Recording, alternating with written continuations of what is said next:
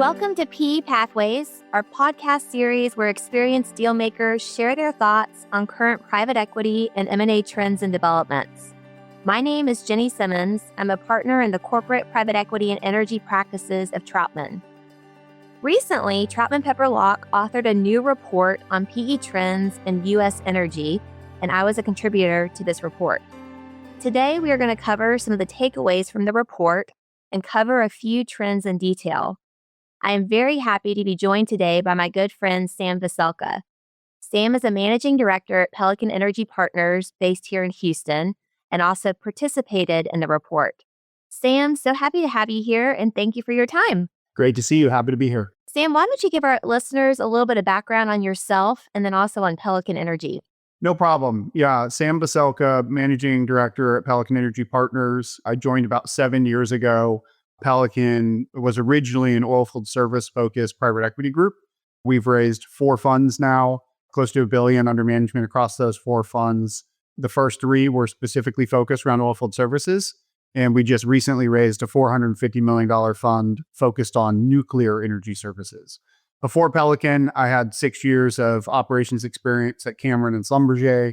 Before business school, I had 3 years working in a very small manufacturing business, which really allowed me to fall in love with working with small companies competing in a much bigger marketplace.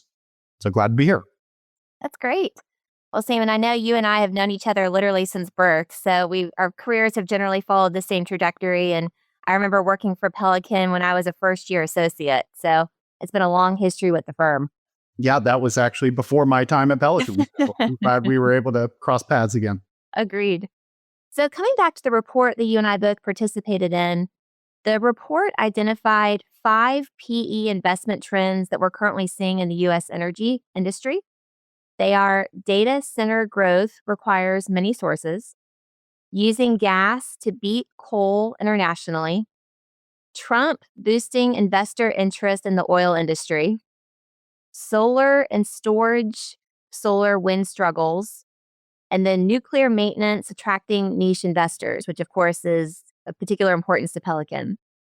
So, any one of these trends I think could be their own podcast. But today I wanted to take advantage of you being here, particularly given Pelican's history and Pelican's experience in nuclear, and talk primarily about, again, investor interest, historically in the oil industry, as well as present interest. And then also, like I said, talking about nuclear. And then because we can't not talk about it, to use a double negative, we'll also talk about data centers because, that's a huge trend that everyone's seeing across industry specialties. We can also hit the other trends briefly. So using Pelican's experience, can you maybe tell us what you've seen over the years? I know, for example, you mentioned that Pelican was historically focused on oilfield services. What changed? Why were the first 3 funds based on OFS and then the switch to nuclear? Pelican was founded on the concept of being a great investor means you have to specialize. And so in order to kind of beat market returns, you need to focus on one very specific sector, dive deep, find the winners, and be able to work with them and grow them rather than being more of a generalist. At the time, when Pelican was founded in 2010, oilfield services, oil and gas was ramping up extremely aggressively thanks to fracking in the United States. And so it's a ripe time for investors and for GPs like ourselves to get into that sector. Obviously, we witnessed multiple downturns throughout that time period. So 2014, we had a crash. We had another crash in 2018. And then really the final straw that broke the camel's back was COVID in 2020. Throughout that time period, as rigs dropped and frac crews dropped, we were able to still continue to invest in the space and make money for our investors in a declining market. But it gets harder and harder every single day. I think the conclusion from COVID led us to believe that there's 2 core dynamics that are shifting and therefore shifting our thought process for investing. One of which is just pure investor sentiment. So general interest and investor sentiment in the space dropped significantly, and the ability to try to raise new capital to invest in the space was going to get harder and harder. So that was number 1. And then number 2 is the way we put it is we're too good at our jobs. Oilfield services is basically putting themselves out of business because they continue to drive such extreme efficiencies for the operators that we're producing so much more oil and gas today with so fewer rigs and service costs than we had in the past, that it's just a flat to declining market. I mean, no matter how you slice it, if you will. So we took a step back and said, okay, what are we good at? And where do we think the opportunities are going forward? Pelican's unique in our operations background and experience. We have very few investment bankers sort of on the operating team. If you look at our executive team, everybody's worked in a operations role, managing a P&L, CEO, CFO, something of that like. So we believe that we bring a different skill set to investing and work very, very well with original founders and entrepreneurs to help them grow their businesses. So when we looked at the energy landscape, we looked at everything: hydrogen, battery, wind, solar, nuclear, just gas, and all sorts of different opportunities. And what we found is oil and gas obviously has the investor sentiment issue. And then wind, solar, battery, hydrogen were all venture capital plays, not pure private equity plays. When we came across nuclear, there's a very mature market with long-standing companies that just haven't grown or been invested in a very long time.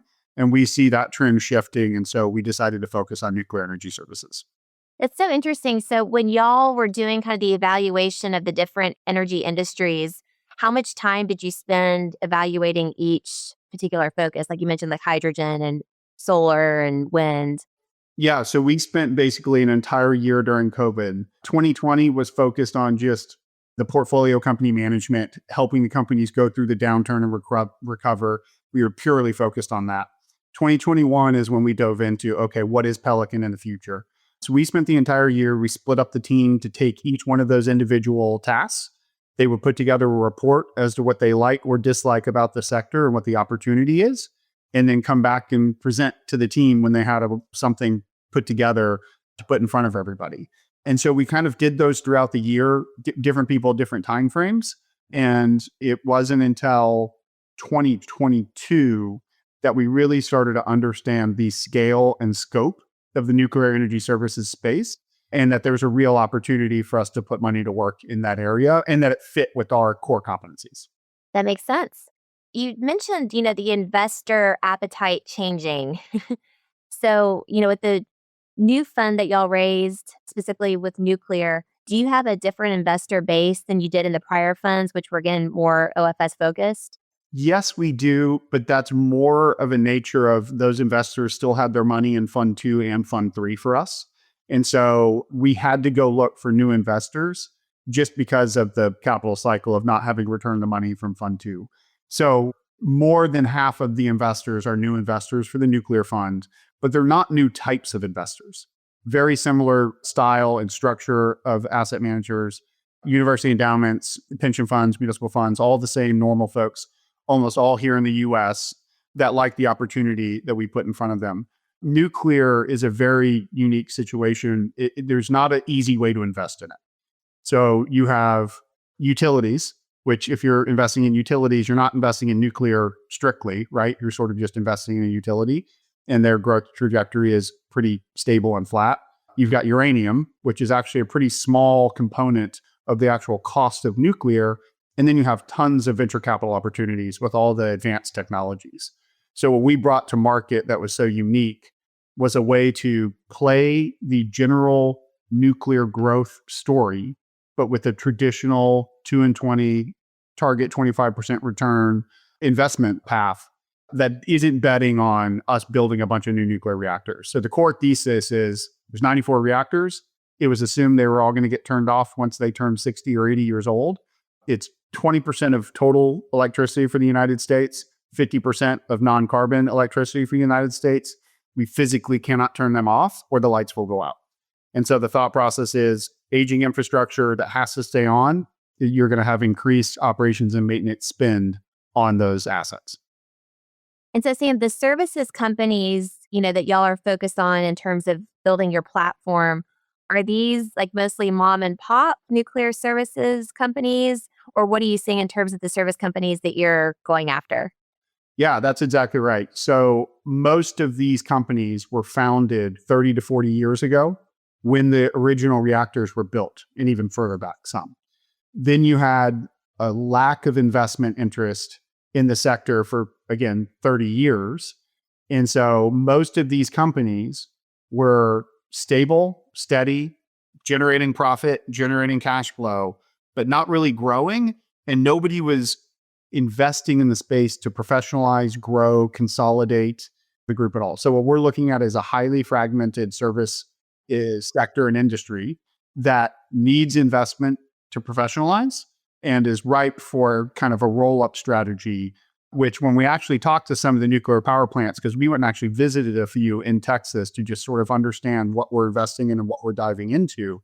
And it was funny, they were begging us to do this strategy because they're dependent on these mom and pop businesses showing up on time and getting something done. And these are plants that run 24 hours a day, 7 days a week.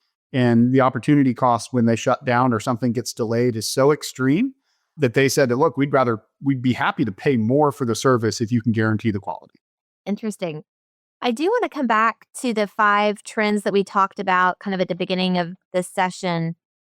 What do you see as the big drivers of energy demand growth? I mean, is it data centers? Is it something else? We did not underwrite data centers as the core rationale for the growth in demand for electricity. There's a clear consensus across the industry that demand is going up, irrelevant to data centers being built. It's a great upside. It's a great benefit. I do think they're going to get built and that they're going to need power.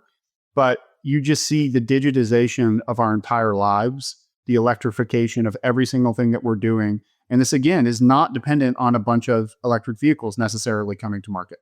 It helps, and that's a piece of it. But you can't even get in your house without some kind of electronic these days. We've just digitized everything that we do. That's what's driving the demand growth locally and globally. Globally, you have developing world wanting to catch up to the already developed world. We think that will continue to drive power demand in underdeveloped nations and continents as well. That's a part of this driver. And that's really that's where we see the increase to demand. The other piece is demand growth has not been growing for 20 years in the United States. Therefore, we have not been investing in additional supply during that entire time period. As you're very well aware, it is not quick, easy, or cheap to build a new nuclear reactor or even a gas power plant or any kind of supply for electricity.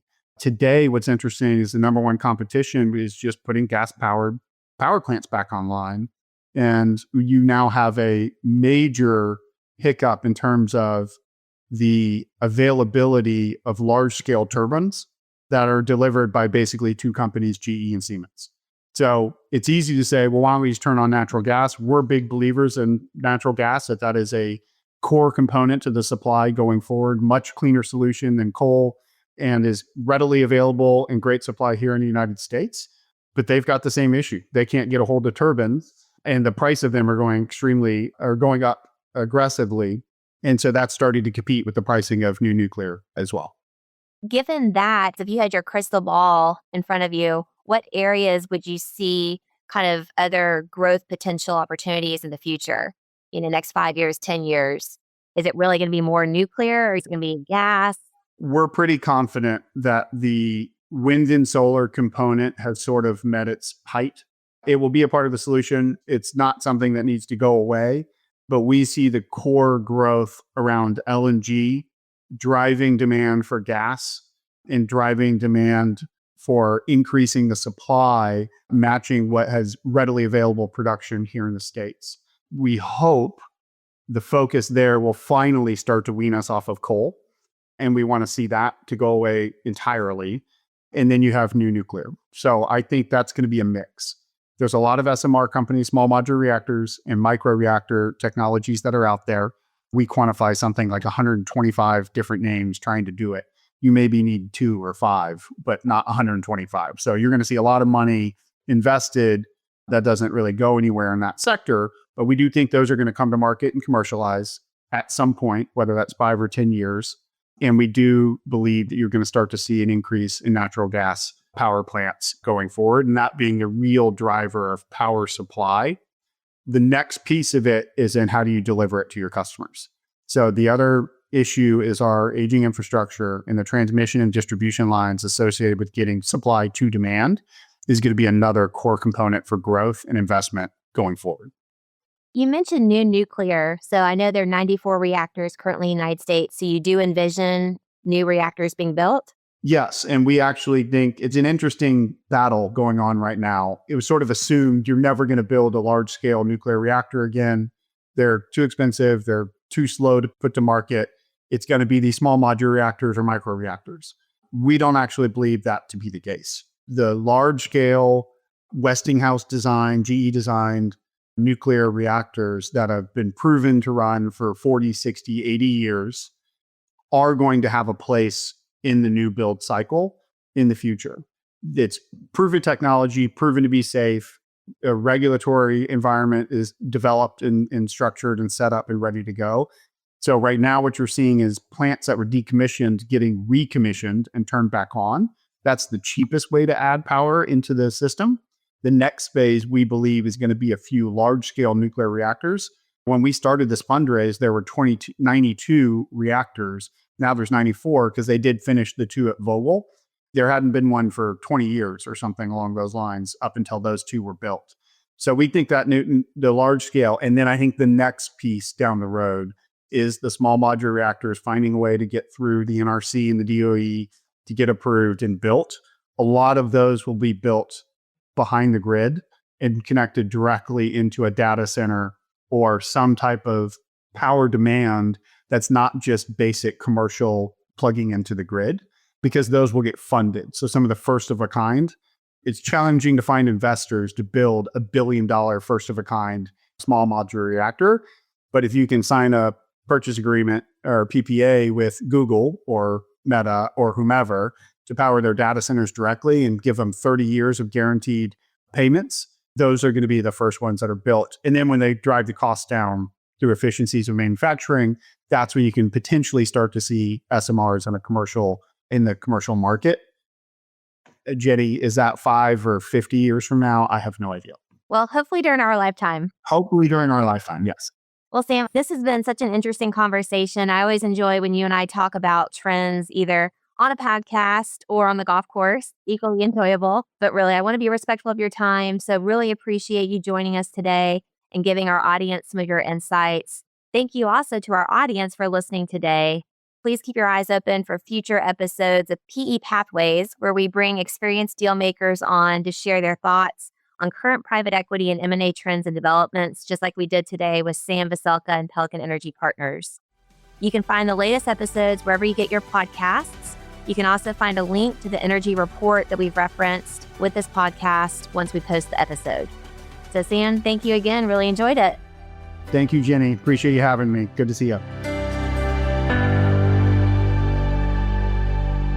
Copyright Troutman Pepperlock, LLP. These recorded materials are designed for educational purposes only. This podcast is not legal advice and does not create an attorney-client relationship. The views and opinions expressed in this podcast are solely those of the individual participants. Troutman does not make any representations or warranties, expressed or implied, regarding the contents of this podcast. Information on previous case results does not guarantee a similar future result. Users of this podcast may save and use the podcast only for personal or other non-commercial educational purposes. No other use, including without limitation, reproduction, retransmission, or editing of this podcast may be made without the prior written permission of Troutman Pepperlock. If you have any questions, please contact us at troutman.com.